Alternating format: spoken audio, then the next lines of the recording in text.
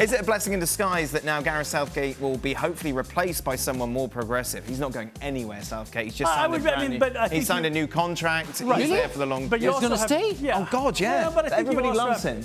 But I think it's very similar to kind of Deschamps to a point. Yeah, but Deschamps won the World Cup. I know he won the World Cup, but Southgate has a semi-final and a final for England after. Yeah, well, France lost the final at home as well. Right. And this kept him, and kept Deschamps, and they won the... But he obviously had a little bit more equity. No, well, I'm fine with that. If he's ready to change a little bit something in his mind, and the way hard part we he's want to see football... is we've all seen a side that has a 100-year history of being very defensive. Yeah. Change that and become attractive style. And there's no reason why this English side, with the players they have, the young players coming through, they can't mimic that. Gareth Southgate, Kasey, has built a very good PR vehicle in his time there. He's harnessed a fantastic relationship with management and players and the media. It's worked very well for them. It's worked very well for the media. But in the cold light of day, with the players they've got, the analysis, I think, has to be asked, is the pragmatism within that approach going to hold England back from the next step? Yeah, that brings us to the next question, actually. It seems to me Mancini was able to utilise every ounce of talent he had at his disposal to make Italy champions. I don't feel Southgate even used quarter of the talent at his disposal. If this continues the case, then England will do another Belgium with Southgate waste all this talent. Well, that's a very good point, because there's every chance that could happen. It was unfortunate for Belgium that when Wales embarrassed them at the Euros under Chris Coleman, and deservedly so, the Belgium FA realised that Mark Wilmots was out his depth as a coach with this talent. And Martinez come in as a renowned coach of attacking football and blah, blah, blah. But unfortunately for him, this World Cup came around when a lot of his guys were actually at the wrong age, or hadn't played well all season. Or banged up at the wrong time. And banged up, and he was juggling. So that kind of affected them.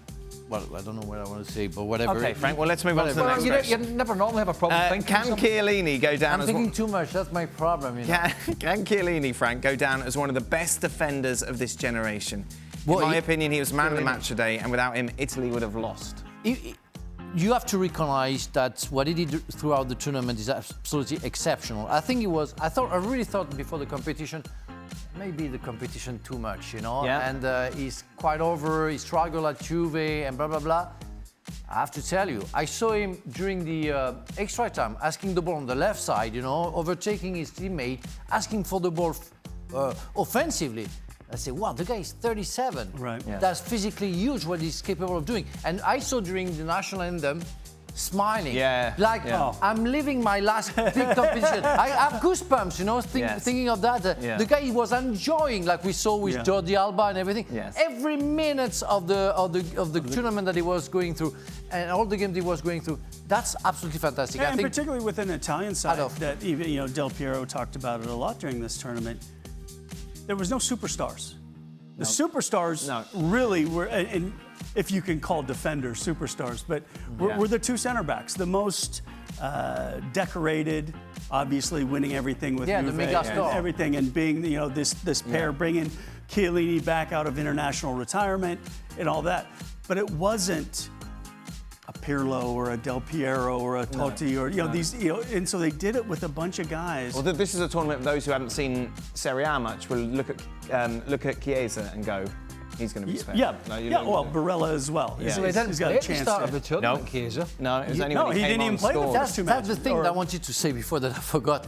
It's about Gareth Southgate's choices, where I take the example that I know the best. In '98, where you have the Trezeguet and Henry scored during the first game. He scored 2 goals, I think, the second or third games. Didn't play the final because Xhaka had a priority of the game. So, and again, I love Raheem Sterling, and he did very well. Raheem Sterling for the final. How come you cannot drop? Because he was one of the best players of the tournament. But it doesn't mean anything. It depends what you need against the team you play against.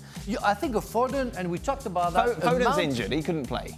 Well, some others, like let's say Mount and Grealish, because Grealish couldn't play because Raheem Sterling was playing. Well, why don't you just play them both? Because it's impossible according to all the press, all the pundits, and Gareth Southgate. So you have to think about your lineup according to the team you're going to play against, not because he had a good game before. Let me just go back to Chiellini and Bonucci as well, but Chiellini in particular. You know, you don't care about what I just said. No, that's what it is. That's really, what a custard pie. No, it was really good, but I just think that Chiellini. Well done. Sarcastic. 37, 36 or 37, whatever. 37. 37. How many times in this competition, elite level, was Chiellini exposed? Not too much. I mean, he got exposed at the end by Saka when he with the back, older. but I don't really. How many times was he exposed as a defender? Hardly ever. Yeah. What are you saying? Well, and what I'm saying is some people say, well, that was a great defender in that team when they defend on the edge of the box. Right. But Italy don't defend on the edge of the box, right? They sometimes, quite a lot, they press. And that leaves a guy at that age exposed. But he is, at the moment, the best at knowing when to get tight. Right. And when to say, need to give myself 5 yards here without being too deep. Sure. And when we talk about great defenders, and we know our colleague Stevie Nicol gets upset about Sergio Ramos because he's won everything, and Chiellini has as well. But here's the difference between the two.